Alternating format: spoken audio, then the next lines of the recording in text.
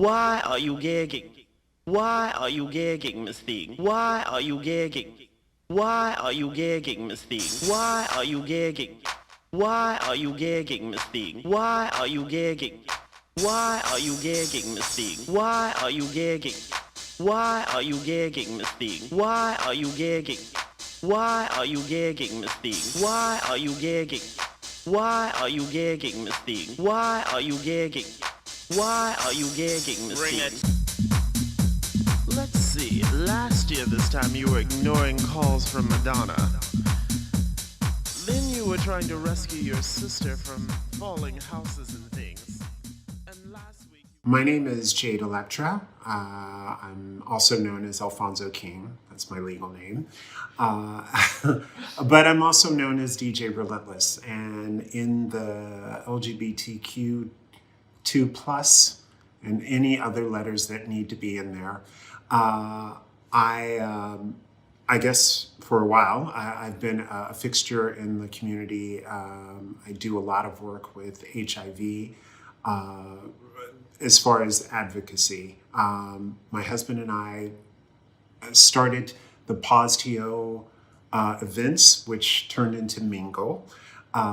My husband started Pause Planet, the Facebook group. I started Pause Planet, the magazine.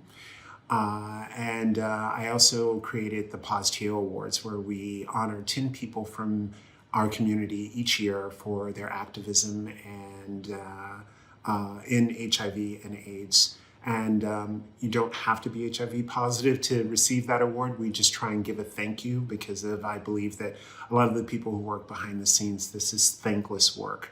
So this is an opportunity for us to say thank you and also shine a light on those who are doing the work. I don't know. I hope I answered your question. That was amazing. When are the awards this year? This year, the awards are at Buddies and Bad Times on December 16th. Amazing. And December 1st is World AIDS Day, correct? Yes. Awesome. How are you preparing for that? Are there any events or special issues? There's no special issues. I'm actually doing a lot of pre-interviews and work for the day. So the actual day, I'm not actually booked for anything, right. Which is actually good this year because I'm usually running around like crazy. I'm sure that's true. I bet. So it's nice that people got a hold of me earlier this year. Right. You were from New York, right? You were quite active in the New York scene. Well, I'm originally from Tampa, Florida. Yes. And then in 1992, I relocated to New York City. And landed right in the middle of the ballroom scene, which I had seen Paris is Burning, but it seemed like another world when I lived in Tampa. But when I got to New York, my upstairs neighbor was Paris Dupree. The queen who took me in was the Electrifying Grace, who worked at Sally's. And there, I got hired as the DJ, which is a really interesting story about DJing there. Please, I'm dying to hear it. Okay, they had hustler boys from the street DJing for the drag show, and the boys, which in 1992 I could not even imagine, could not read. So they had to pay someone else to sit with them during the drag show to tell them what to play. That is so touching. That's really sweet. So, but the problem is that I came in and they hired me and they fired all of them. Oh, okay. And I had to have a security escort leaving the building and getting back to our apartment, which was only a few blocks away. Because you took their jobs. Because I took their jobs. They wanted to jump me. Oh no, Jay. Well, proof they obviously made it out alive. Yeah, they eventually got over it, but like... Oh my God. So I was DJing at Sally's, and that's how I met Dorian Corey, and that's also how I met Angie Extravaganza, Octavia St. Laurent, who came by to perform, Grace, who took me in, hosted the Monday Nights Talent Show and the Go-Go Boy contest. So I met everyone in a matter of a month's time. Willie Ninja used to come in. And it was a weird thing, and I'm probably going to get in trouble for saying this, but back then, this is what you called it. It was a tranny hooker bar. Right. And so, you know, that's what was going on. And I was in the midst of it. I wasn't turning tricks or anything. I was just the DJ. But it was an interesting place to be. There were celebrities who would stop by. Sting came by one time. The Pet Shop Boys came by. Delight. Who else? Tito Puente Jr., who actually came in and played for one of the drag queens, played like music live. It was an amazing time. Yeah, ball culture, like at what stage was it in terms of it gaining the like global audience that it has now? I think it was still building at that time. I mean, Vogue had already come out, and you know, so that was a big plus. Grace, who took me in, got really sick, and so they were throwing a benefit. And I mentioned to Dorian Corey that I had done drag in Florida, and she was like, "Oh, well, you need to do it up here, darling." And I was like, "Well, I don't have any clothes." And she was like, "Well, we'll fix that." And she made my early drag stuff, which I actually still have. I performed at the benefit, and Pepe LaBeija showed up for it, and she saw me, and she thought that I reminded her of herself when she was younger. Oh, wow. So she asked me if I wanted to join the house, and I said, sure. So I didn't have to walk a ball or anything. She just inducted me in. Took you in. Yeah. Wow, that's awesome. So you'd done drag already in Tampa. Yeah, my old drag name was Ebony, but when I got to New York, there was an Ebony Jet, and I was just like, oh, you know, this is a chance to reinvent myself. And I wanted to pay homage to Grace, but I wasn't going to call myself the Electrifying Jade. Right. So I called myself Jade Elektra. What brought you to drag in the first place? In Tampa, Florida, there was a kind of a famous for the area, a drag contest on Monday nights at a bar called Renee's. And I used to go and enter, and I would do like Prince and Michael Jackson. So I might as well have been doing drag. But I would never win. Only the drag queens would win. Right. And I was so mad. This queen, I'll never forget, named Donna White, came in and made a dress on the dressing room floor. She cut out some material and stitched it together and threw a bunch of glitter on it and went out and won the $100. And I was furious. Watching her make it. So I was like, I can't look. And she was like a linebacker of a person. And I was like, and back then I was really, really skinny and, you know, yeah. So I was like, okay, I can't look any worse. So I knew nothing about makeup. I knew nothing. So I went in, and I'll never forget putting, I had no foundation on, but I didn't have to shave back then. I didn't have on a wig, because back then I had a Jerry curl, because this is the 80s. Yes, I'm that old. So I thought, you know, I'll go for real girl. And I put on some lipstick and put a little bit on my finger and rubbed it on my cheeks for blush and went out on stage. They laughed from the second that spotlight hit me to the time I left the stage. And it was one of those rough crowds that they knew that, like, if you ran off the stage and they humiliated you, you could never come back. Just eat you alive, eh? So I just had to sit and take it. I did Stephanie Mills' version of How Come You Don't Call Me Anymore, the Prince song. And I had a prop, I had my phone, and I had a framed photograph of Michael Jackson for the first line. And oh man, just the laughter was so loud. I could barely hear the music at certain points. And but I went through it, and I went backstage, and the hostess, Tony Rose, pulled me aside, and she was like, look, I'm gonna help you. And she kind of guided me in the right direction. She gave me a Millie Jackson record, and she said, go learn something off of this. And I did, and I came back in a couple of weeks, and she helped me with makeup, and she had a dress that she lent me and a wig, and I went out and I won the contest. Oh my God, yes. That's amazing. So that began the career of drag, but I had no intentions of doing drag at first. So what brought you to New York when you decided? My coming to New York actually had to do with my HIV status. I did not want my family to know. And originally when I found out, I thought that I was going to die. So I started making plans of things that I wanted to do. And I had been to New York once before because I auditioned for the Crying Game, which obviously I didn't get. And and I fell in love with New York, and I was like, oh man, I really want to go back there. I was planning to take out a big loan and go and see New York and Paris and all this stuff. And I woke up one day and I was like, you're an idiot. You'll probably take all this money out and be as healthy as a horse and be in debt for the rest of your life. So scrap that. Yeah. So I was working at a place called BVDs, which was Boys Video and Dance. And the owners got audited and got taken to jail because one of the owners of the place had murdered someone. Oh my God. Oh my God. So the bar closed. No. This is in Tampa. Okay. Yeah. Jesus. And so I was out of a job, and I had worked at most of the places in Tampa, and I was just like, okay, I won't say the phrase that I said back then, but I had to get up and make a decision. So I got up and I did it.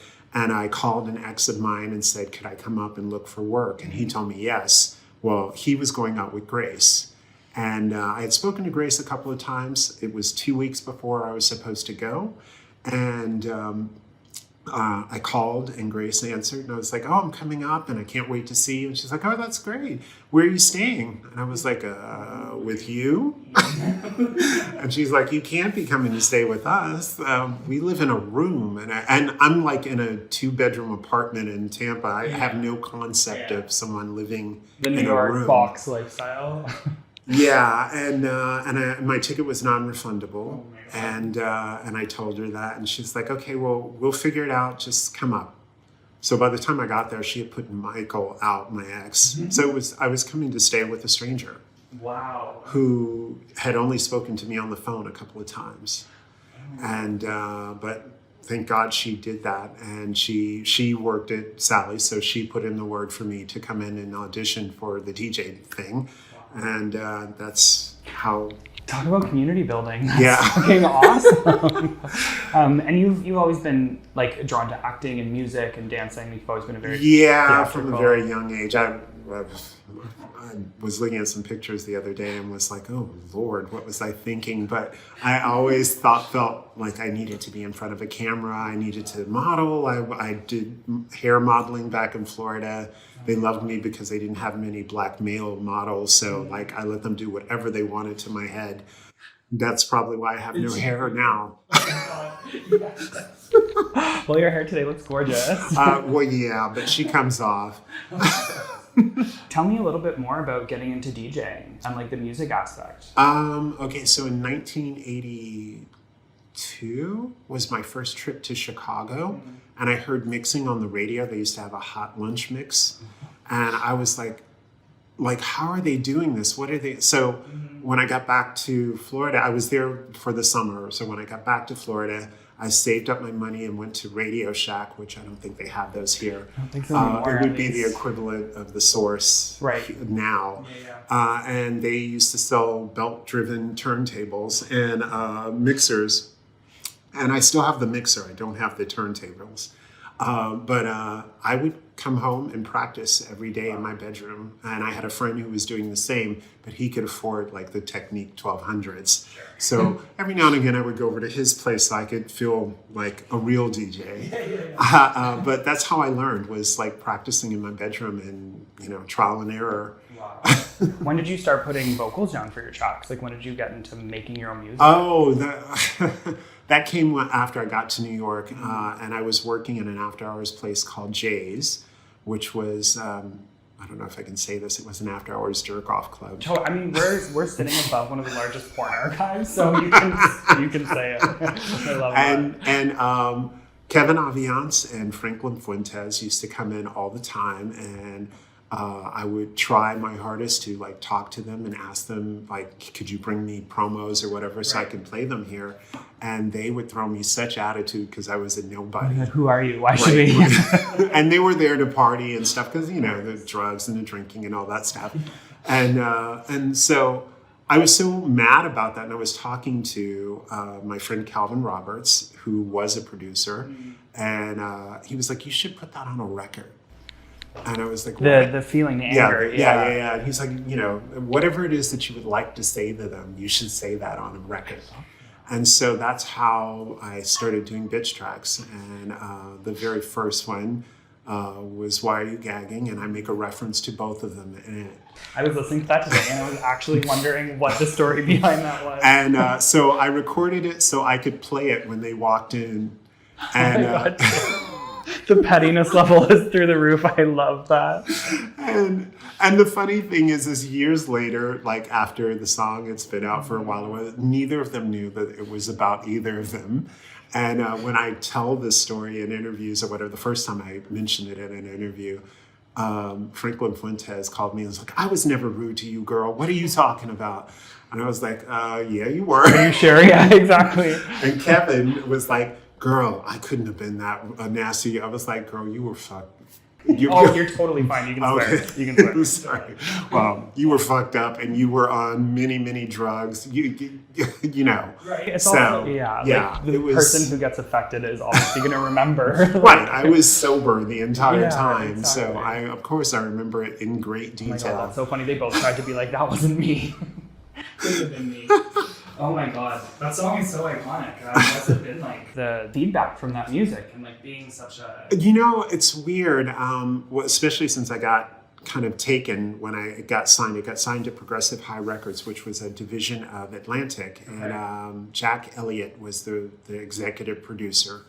And apparently they sold, the record sold out in Atlanta, which I never knew anything about.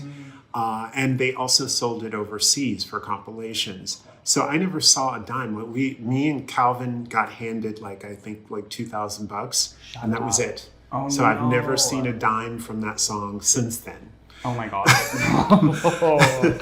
And every now and again something would pop up and there would be like, some Japanese pressing or some remix that I had never heard of. Mm-hmm. And I'm like, how is this possible? Oh my God, that must feel so strange and bad for you, like just to kind of strip you away from your own work. I mean, it's a life lesson. Sure. In the music industry. You learn quickly that they will take advantage of you and they will take your vocals. I've had producers and DJs record me on a microphone just talking and put that in tracks and put that in a track. That makes me so angry. I hate that. So in my song Karma, if you've ever heard it, I make a reference remember when you tried to steal my vocals and make a track?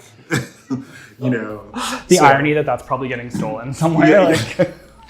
So that's how I began recording, me and Calvin, and I would literally get on a bus and go down to Baltimore where he lived, and we would hammer out a track overnight, and I would go back and get a couple hours of sleep and go to work that night. Just hustling. Yeah, so I would work until 4 o'clock in the morning, go and catch the first bus to get down there, hammer out a track, get back, and go to work. Show business, baby. That's crazy. How did you have the energy for that? I was in my 20s. It was, who sleeps? You're in the greatest city of the world. There's so much to do and see. Who sleeps? So you re-released some of your tracks on the album that you just released, right? Right. So the reason that happened is because now I actually own them. I was hoping that's what you would say. So the idea was for you to actually go from the beginning of my career up to current. Mm-hmm. So, all the way, once it hits Undetectable and U = U, then it starts going into all the new stuff. That's awesome. Yeah. How's the feedback been so far? Oh, amazing. And the original version of Bitch You Look Fierce had never been released. And the reason why was because it contains a sample of Things Just Ain't the Same by Deborah Cox, the Hex Hector mix. So I actually contacted him and asked him directly. I was like, look, I am a poor HIV positive drag queen in Canada. I don't have any money, but I would love to release this song. It's been floating around on the internet for decades now. Yeah, let me know it, right? Yeah, and he was like, oh, no, go ahead. He loved the song. That's awesome. Yeah, so, yeah. Thank God. So this is that, because the song got signed to, Filthy Bitch Records in the UK. and was released, but they did all remixes. So they took the vocals and did something completely different with it. And because of it wasn't like the bitch track thing wasn't a thing there, I don't think that they knew exactly what to do with the track. So the mixes were good, but they were just very different and they didn't lend themselves to the ballroom scene. Right. So yeah, it's very context based, right? Like, yeah, definitely. How does it feel for you, having been such a large part of the ball scene at that time? Like, how does it feel to watch the kind of mainstream explosion of it and like the RuPaulization of Drag Race? Like, what is that like for you?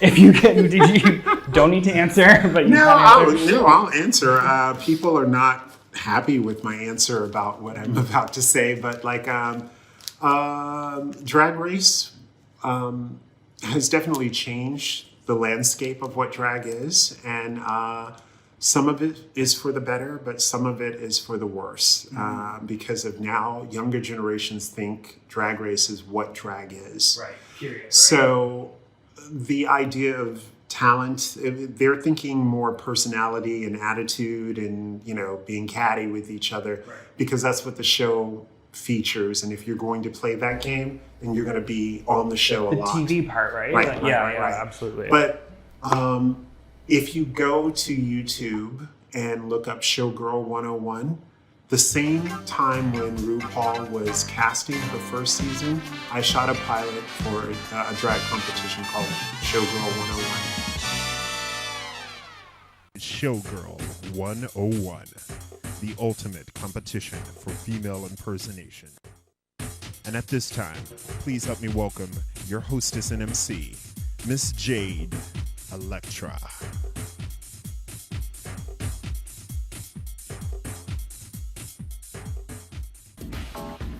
Welcome to Showgirl 101, being filmed at Langston's in Brooklyn, New York.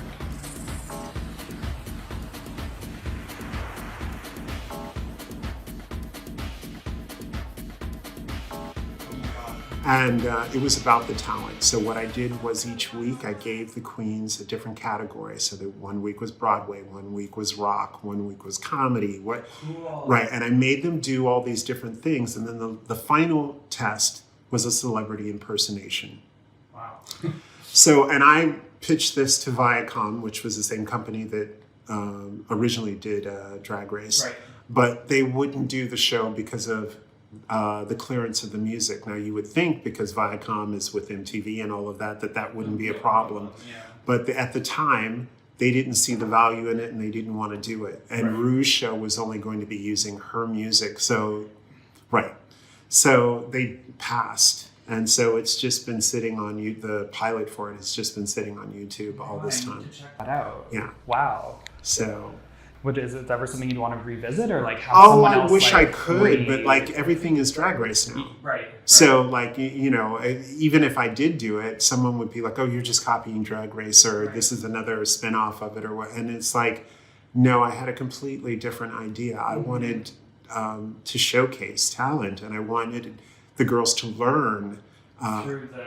Because I came up through a talent show. I thought that that's very important to the community. Right. And it's not just for drag, for singers, for anyone who's going to be on stage. So every place I've always been, I've always tried to do a talent show. So I had a couple here, but like the bars just didn't support them or wouldn't follow through. Yeah. What is your experience like with the bar scene here in Toronto? Well, I think that my name is Mud.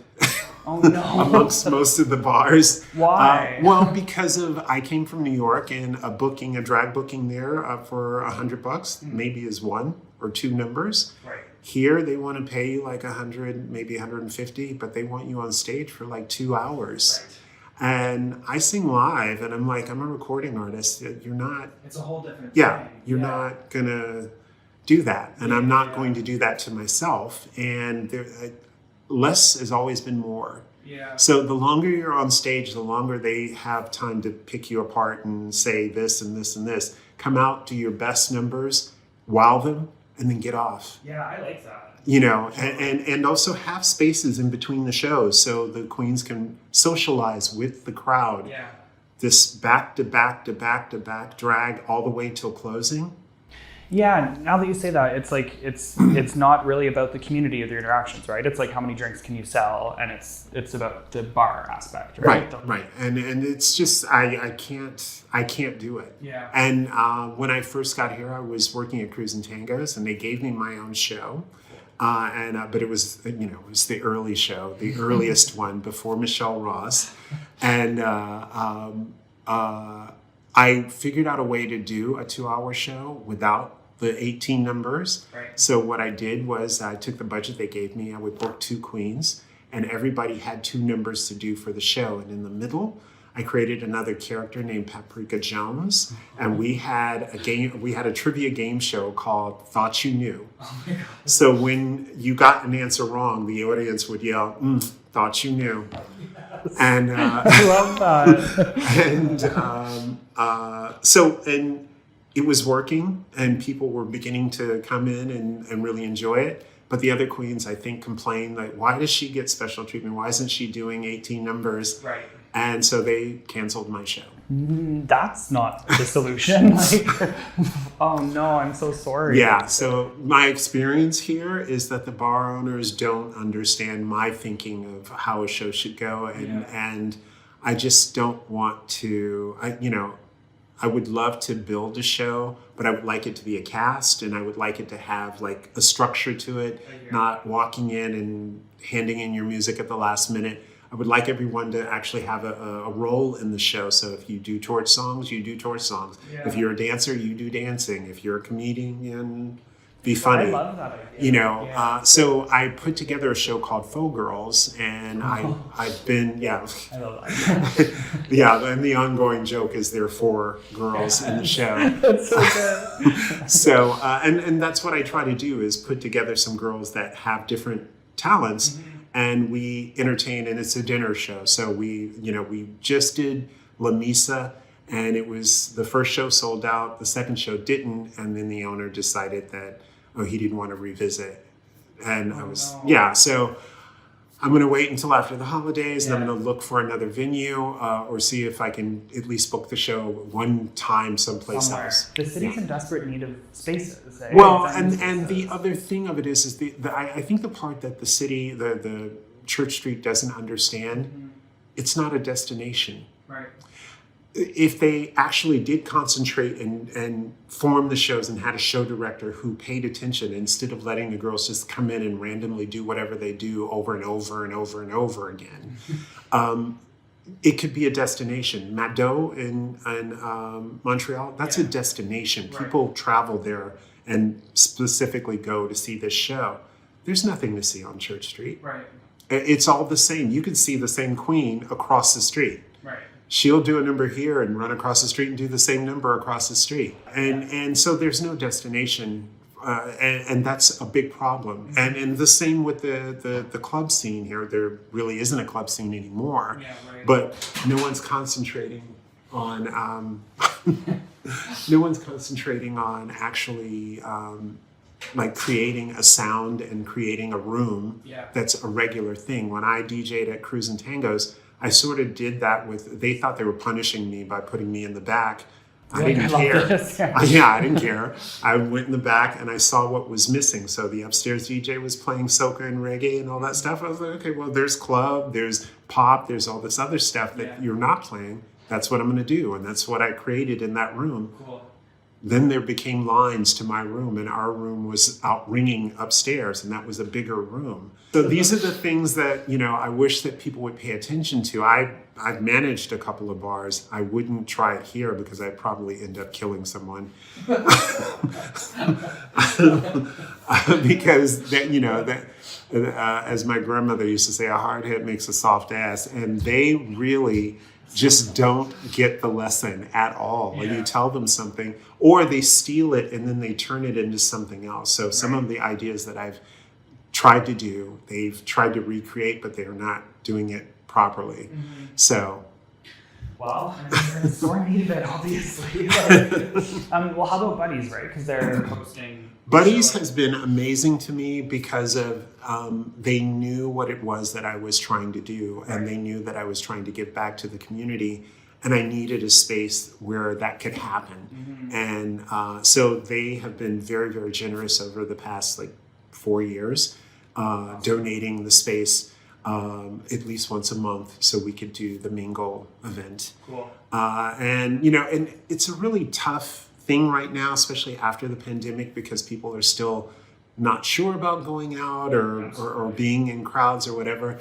So, knock on wood, I hope that we stay at Buddy's or whatever, but I totally would understand if the numbers are that low, it's not really, it's costing them money to do it. So if it disappears, this would be the reason why we need more people to show up and support it.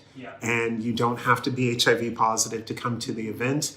It would be very supportive and really great for the people who are HIV positive to see people there who just came in to support.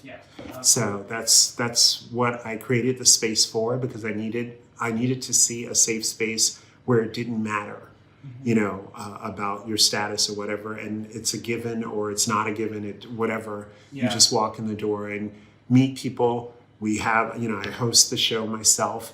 Most of the times I try to get a guest DJ, but if I can't, I'm also the person that does the music. I pre-record music video sets to play before and after the show. So I do all of it myself. I don't make a dime off of any of it. So, for anyone who thinks that I'm, she must be rolling in the dough or whatever. The glamorous world of community work. Right. There's no money to be made. Everything that's made that evening, I try to make sure that the organization is there. So I don't even handle any of the cash. They're there to pick up the money themselves. So, that's amazing.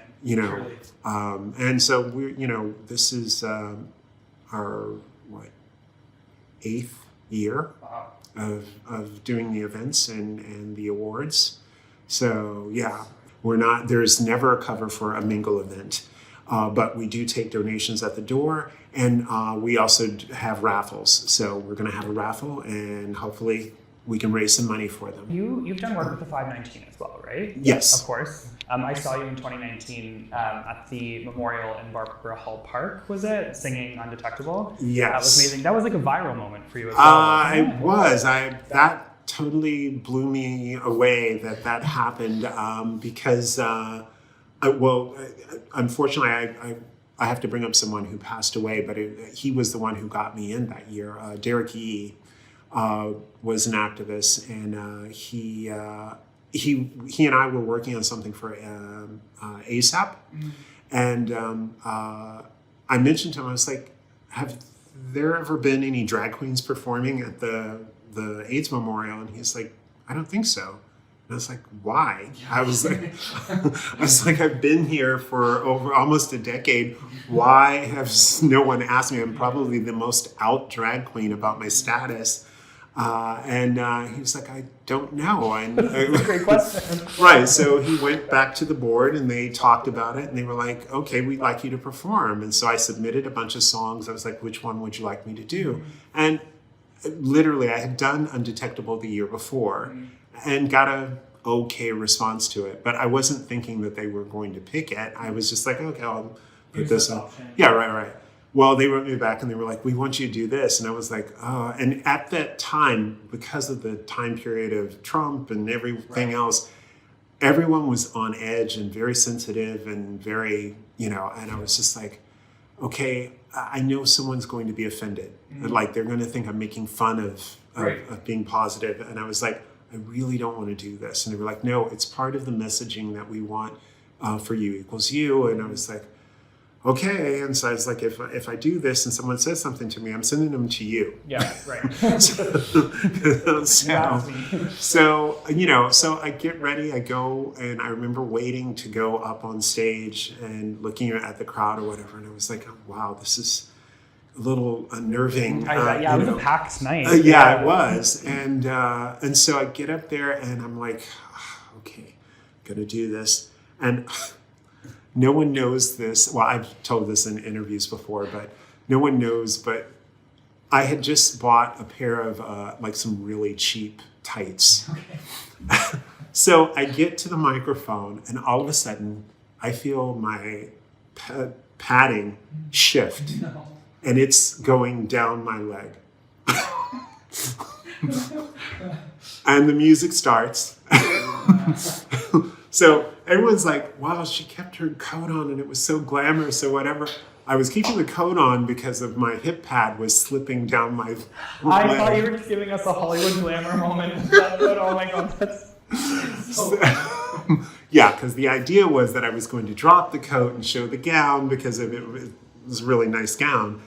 That didn't happen. It must have been so distracting just to feel your hip slide down your leg. Yeah, so I'm trying to balance and keep this hip pad from going down my leg. Remember the lyrics and remember not to say unforgettable. Right. Sing. Right, sing. And then also I had no idea what I was going to say in the middle part. So it's off the top of my head. But from the second that I said undetectable at the very beginning, I could feel the crowd was with me. It was such a beautiful moment, very warm, and I just went with it. It was the energy was palpable, and everyone was holding each other, and it was so beautiful.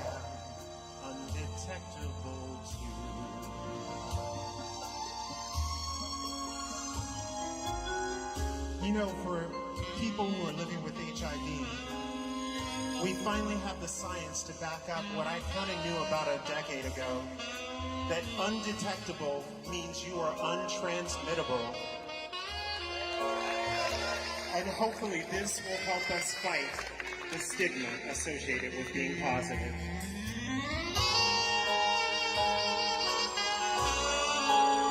Like never before has someone been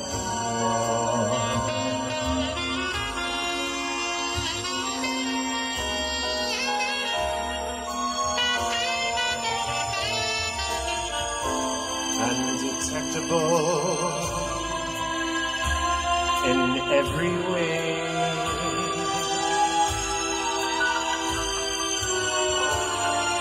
And forevermore, that's how you'll stay. As long as you take your meds, that's why, darling, it's incredible that someone so undetectable knows that I am undetectable too.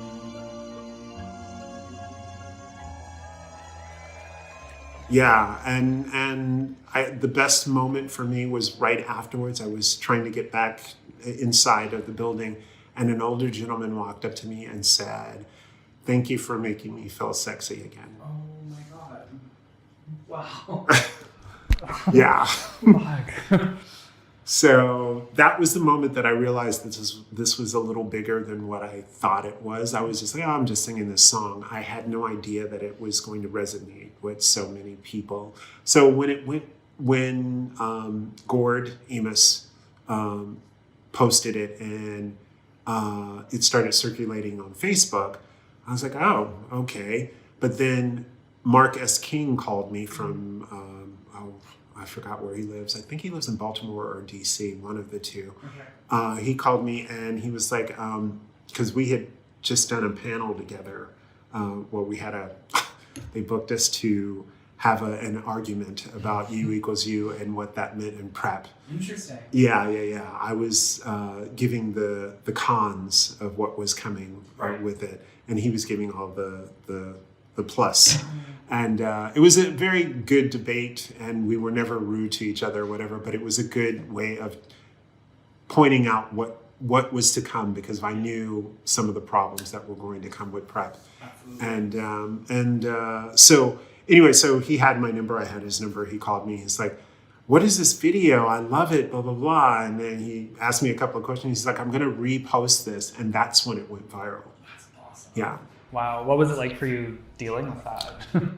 I've never been viral. I haven't been viral since. But it was amazing getting, messages from around the world, as far as Australia and Japan. And I couldn't believe it. Yeah. And people were sharing the video over and over again. And I have no idea how many times it was shared, but it was definitely a great moment, and it changed a lot of things for me. So I ended up being interviewed for Plus Magazine, which is a division of The Advocate. Cool. I thought, you know, this is just going to be a section. They gave me the cover. Of course they did. And then, you know, other interviews came shortly after that, but the pandemic hit. Right. Right after that, and I'd started making plans to tour, to go and do the song at different places or whatever, and it just and one of them was for Detroit, which my husband was all excited about because he's a big Aretha Franklin fan, so he wanted to go and see all the Aretha stuff, and we were. Nope. None of that happened. No. Yeah. So we got shut down, and that was that. Fuck, and it stayed an online viral sensation. Yeah, this is, you know what's the funny thing is this is the second time that something big happened for me. The first time Bitch You Look Fierce got signed over in the UK, and then 9/11 happened. Right. And the buildings that held the offices for Filthy Bitch Records and all of them were in the Twin Towers. Oh my God. Yeah. Oh my God. Jesus. So I get weary when something good happens. I'm like, okay, what's coming? Someone duplicate the file. Someone oh my God, Jade. I just to circle back to the Undetectable song. I love the idea of making the message more joyful, and it's not a parody song necessarily, right? There's still something serious about it, but I'm not surprised that it went viral. I think it's absolutely beautiful. Well, I mean, I'm surprised only because it was a passing joke between me and my husband. We were grocery shopping and the song came on, and I just looked at him and went, "Undetectable," and he's like, "Oh, you have to do that." Yeah. And so it's like, "What are you talking about?" He's like, "Do that on stage," and that's what your husband thinks. It's amazing. But for anyone who doesn't know, can you explain U equals U and the messaging around that a little bit? U equals U is undetectable equals untransmittable. And that means as long as an HIV positive person is on their meds and they're undetectable, they cannot pass the virus on to their partners sexually. So,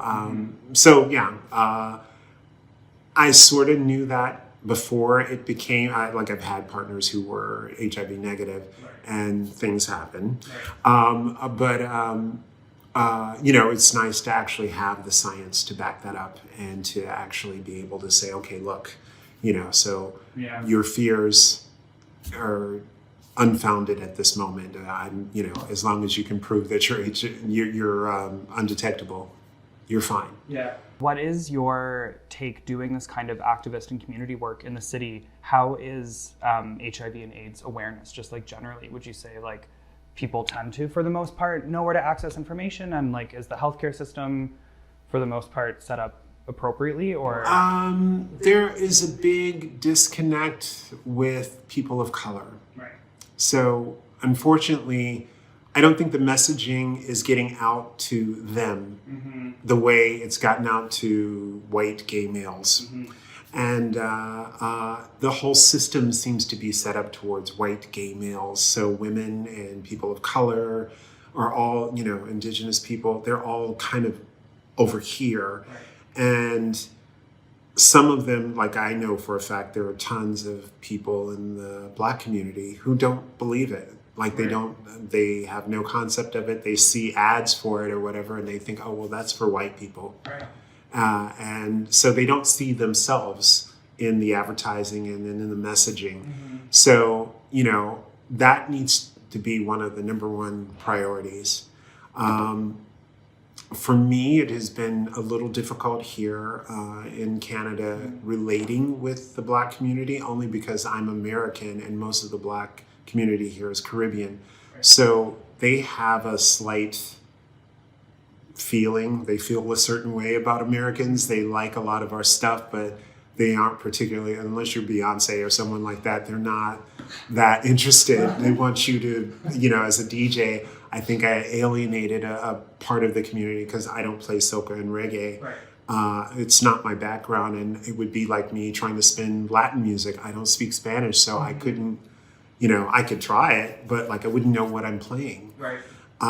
And also, there are plenty of DJs here who already do that. So let them, let them shine. I consider myself a jack of all trades. I can play a little of it, but I can't do a whole night of it. It's not your thing, right? Yeah. So, makes sense. and also I just like mixed parties. I like everyone to come together. So if you're playing one type of music all night, then you're going to alienate another group. Right. So I would much rather play a little of everything and get everyone in the door, and hopefully they can all laugh and party and dance together. Yeah, right. So that's the way that I grew up in Tampa, is because of our scene was so small. You had the Leathermen, you had the drag queens, you had the twinks, you had everyone all on one dance floor. Yeah. And I love that. Yeah. So. How has your experience been at the Queer and Trans Research Lab as a community leader so far, and what does community work mean to you? My experience so far has been great, I guess. I am so sorry I missed the first show and tell. I felt really, really bad, but at that moment when it was going on, I had signed on to endorse a candidate for city council, Cool. and but that fell apart that morning of the show and tell, and it was a nightmare. So far the things that I've attended and the people that I've gotten to work with have been lovely and very welcoming. I'm looking forward to my show and tell. I think it's going to hopefully shine a light on what it is that I do, and also why I do it and how others can.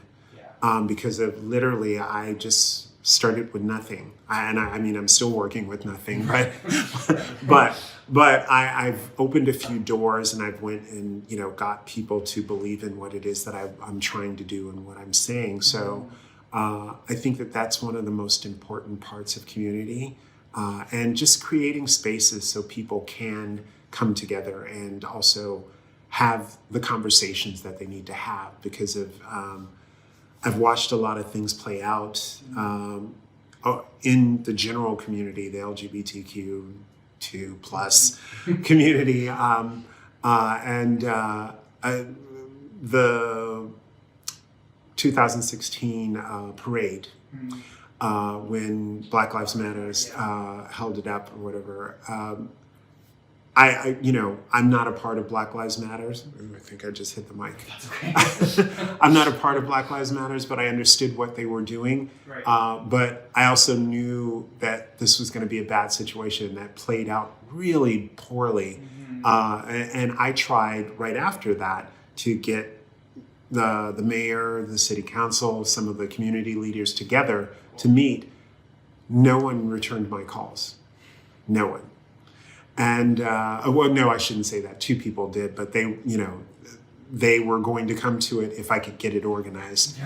Maybe. Yeah. I knew some people in Black Lives Matters, and I reached out to them, and no one got back to me. And that I think has to do with me being the American in the room. Interesting. And the reason that I wasn't part of Black Lives Matters was because of I am American. And unfortunately, I hate to put it this way, there weren't dead Black bodies in the streets here every day. That was in the States. So that's a whole nother thing. I understand that you were fighting to be at the table to make the decision. But it wasn't, it was a different urgency than what was going on in the States. And so that was a difficult time for me as well. But I've always tried to make spaces for people to come and talk. So I think that that's the most important message that I hope that I can pass on to others. And then finally, for our younger viewers watching this, I'm curious if you could just say a couple of things. One, to any young person out there who's HIV positive and who is maybe not sure what to do at this point. Do you have any advice for anyone like that? Okay, well, the first thing I'm going to plug is the Pause Planet Facebook group. We have over 11,000 members from around the world.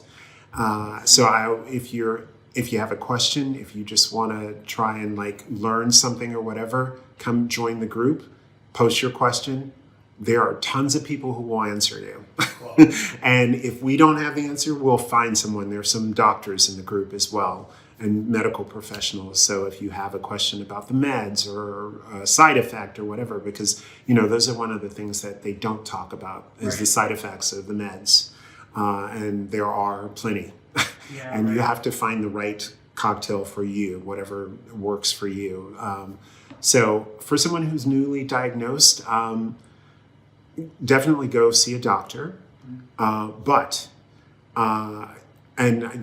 Most doctors hate when I do this or whatever, but I'm going to tell you what I did. Back when I was diagnosed, the only thing that was available was AZT, or you say Z here. I watched a lot of my friends die on it. So I chose not to start meds immediately. And I'm glad that I did, because by the time I decided to do meds, they had perfected the medicine. So in 2005 was when I started taking meds. But I refused to take them back in the 90s because I just watched too many of my friends die. But the one thing I would tell you is listen to your body. Your body will tell you what it is that's going on. So if something feels wrong, go see a doctor. The decision about getting on the meds, they're going to push them on you immediately. They're going to tell you need to start. If your T cell count is at a reasonable high point, I wouldn't suggest starting right then. Wait because your body is doing what it needs to do. So if you're good without them for right now, don't take them, because of what happens is once you start, you're going to be on them for the rest of your life. And that's to keep you alive, but they're still finding out what the meds are doing to your body. And they constantly are checking your kidneys and your liver and all of those things, because of those things are at risk of being damaged. If you drink, if you do drugs and all that stuff, that's going to make it even worse. So once you find out you're HIV positive, make sure that you start taking care of yourself. Think of it as death becomes her. You have to take care of yourself in order to stay that beautiful. It is very, very vital that you stop drinking, stop doing drugs, stop all of that. I'm not saying to be a party pooper. Have a drink or two here or there, but if you have a drinking problem, if you have a drug problem, those things are really going to count against you once you start taking the cocktails. So whatever pill it is that they put you on. And then if you have any other illnesses, the HIV is going to enhance those. So I'm diabetic.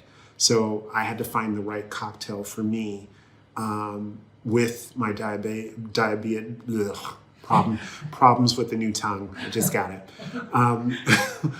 I had to find a balance between my HIV meds and my diabetic treatments. So these are all things that you need to consider when you're newly diagnosed. Thank you so much for saying that. I also realized the way I asked it was only young people can get diagnosed. I just meant anyone with a new... Yeah, but young people tend to think that they're invincible. Sure. And Lord knows I got diagnosed when I was 22. So, it's there's a lot to unpack, and there's a lot of things and also you will probably tend to blame yourself. Right. And that's not going to do you any good. It took me a while to wrap my head around that, these things happen, this is what it is. And at this point, which most people don't think about, for me, if I had the opportunity to go back and change it, I wouldn't. The reason why is because of all of the things that happened to me made me the person that I am today. And I'm happy with the person that I am today. I needed to go through all those things in order to be here right now. So if I had not become HIV positive, I would not be doing the work that I'm doing right now. Finally, so anyone who wants to find your work online, to book your DJ skills, or book Jade, where can people find you? Okay, I am on Facebook, Twitter, Instagram. I'm not on Snapchat. Just Google Jade Elektra if you are looking for someone to speak about HIV or someone to perform. I do perform. singing live costs a little more, but I'll lay a lip to a song for a reasonable price. And my DJ, I DJ for events as well. I probably will not do another bar mitzvah or one of those again. But anything else, a wedding, sure. If you have a club and you want a guest DJ who is experienced, I've been a DJ since 1985. Well, technically 1980, because I started in radio with my uncle there. So I had a love of music then, but I didn't start physically mixing and DJing until 85. So, and I also do video mixing as well. What can't you do? Yeah. I can't change a tire. That's what I can't do that. I can drive. I had a car in 1990 for about 8 months, but I never had a license. Different time. It was Florida. I only drove it at night.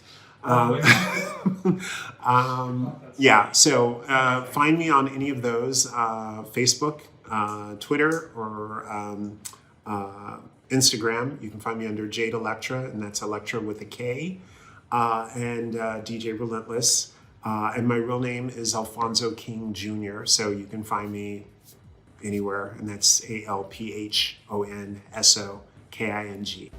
Gorgeous. Thank you so much. And stream Legendary Darling by Jade Elektra. Oh, please do. On all music platforms? Yeah, it's on Spotify. I think it's on YouTube. It's everywhere. So please find my music, and hopefully you will enjoy and learn about the world of bitch tracks. I'm back.